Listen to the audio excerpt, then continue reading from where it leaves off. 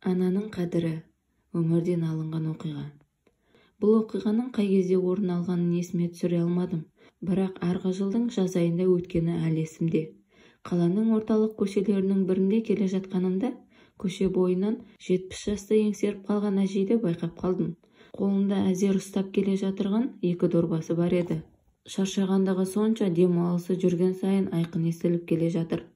Ахлап-ухлеп ауладағы кішкене орындықтардың біріне жайғаса кетті. Қалтасынан қол орамалын суырып, маңдайынан шыққан ыстық терді сүрте бастады. Анда-санда көз жанары жасқа толып, моншақтай үзіліп аға бастады. Жанына жақындап, не себептен көзіне жас алып отырғанын сұрағымда келіп тұрды. Алайда мазасын алғым келмеді. Жай ғана сыртынан байқағым келді. Айналасына жалтақтай қарай береді. Көз жанары жолға қарай түсе берді. Біреуді күтіп отырғандай көрінді.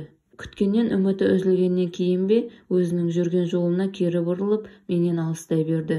Бұл әжей жалғыз ұлын үйлендірмей тұрып, өте бақытты адам еді. Ұлы сұңғақ бойлы, түр десе түрі бар, ой десе ойы бар, ақылды, бойында бір міні жоқ азамат болды.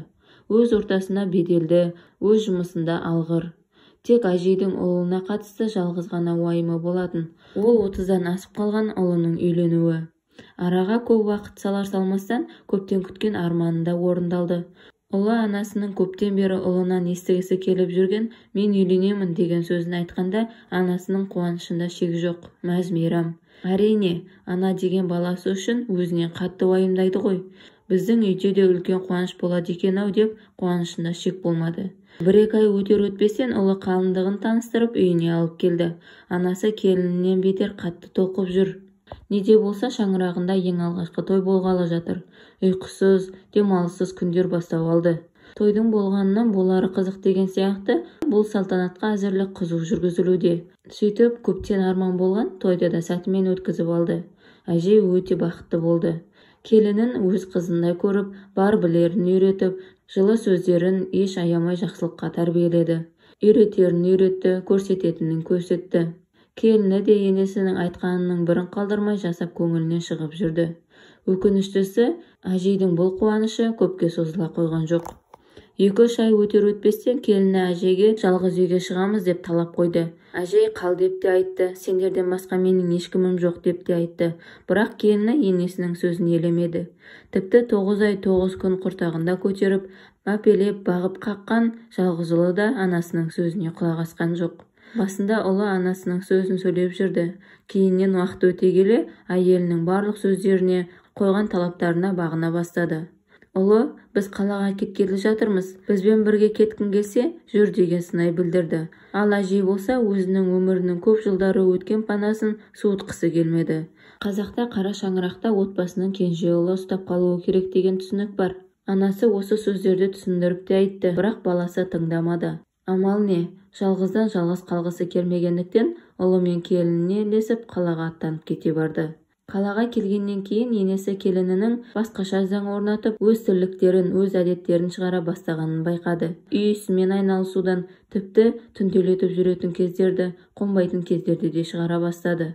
Бұл қылықтары әрине енесіне онша ұнамайтын. Кейін енесіне зекіп те сөйлейтінді шығарды.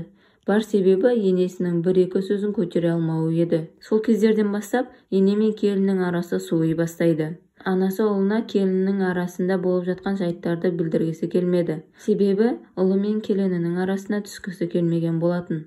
Бар арманы жалғыз ұлының бақытты болуы еді. Қолынан басқа не келеді? Ана жүрегі балам деп соғады ғой. Осындай күндердің бірінде келіні енесіне үйдегі шаруалармен айналысуын сұраған болатын. Енесі жарайды, келініме көмектесе қояйын деп көмектесе бастады. Бір кезде әже қолынан байқаусыздан шелектегі суды төгіп алады. Мұны көрген келіні енесінің жасаған ісіне көз жұма алмай, өзінен кешірім сұрауын сұрады. Мен саған не істедім құлыным-ау? Бар жазығым саған көмектескенім бе деп әже жылай бастады. Келіні, сіздің пайдаңыздан зияныңыз көп. Көзге күйдіргі болмай киімдеріңізді жинап, өз бөлмеңізді босатыңыз. Сіздің орныңызға сол бөлмені пайдалы адамға жалға берейін. Сіз үйімізде ешбір ақша төлемей тұрып жатқаныңызға көзімді жұмдым. Алайда мынандай тірлігіңізге көз жұма қарай алмаймын деп әжейдің көңіліне қарамай ауыр сөздерді жаудырып жатты. Ана жүрегі бұл сөздерге шыдасын ба, көзіне жас алып, киімдерін жинап кетіп қалды. Үйден ақырын адымдап, өмірінде барып көрмеген қарттар үйіне келді. Келесі күні ғимараттың қызметшілері әжейге бір кісі келіп тұрғанын айтты. Барып қараса өзінің жалғыз ұлы екен. Барлық жағдайды ұмытқан әжей, енді мені балам үйіме алып кететін шығар деп, езуіне күлкі үйірілді.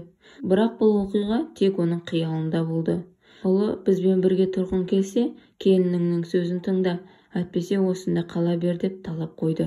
Осы кезде ұлының айтқан сөзі анасының жүрегіне оқ дегендей шаншу болып қадалды.